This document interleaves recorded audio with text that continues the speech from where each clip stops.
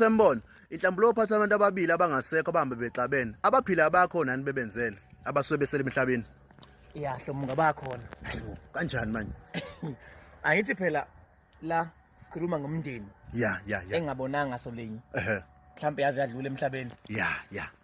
Phela sifela amacala obaba ngithi. Ya. So abaphila bakhwele khona ukuthi begcina amacala obaba omkhulu nogogo nobani njalo. Ya. So uma ke ngokuthi hlomuka kunemndeni kunabantu abakhehla mhlawumbe noma ngokuthi obani shathi aba obaba bina ubona amakhehla bahamba bexabene bengayaboni ngasolinye baze badlule emhlabeni. Ya.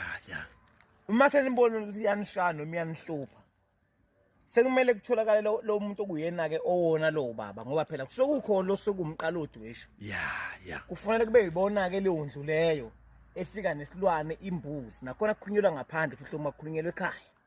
Ya. Beze nembuzi labo uthi cha sizokwakha uxolo kulendlu yala ekhaya sizobuyisana. Ukuthi kwaba nephutha kanje. So uswadlula ke umkhulu owayekwenzile.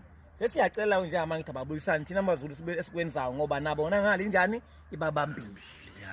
Bese kuthi leyo ndlu leyo na kumele ibe nembuzi yokwenzani yokumukela uxolo lwenhlambuluko ngoba inhlambuluko iphathi kwabantu abawu2 abasuke benjani hlomuka abasuke bexabene bengazwana.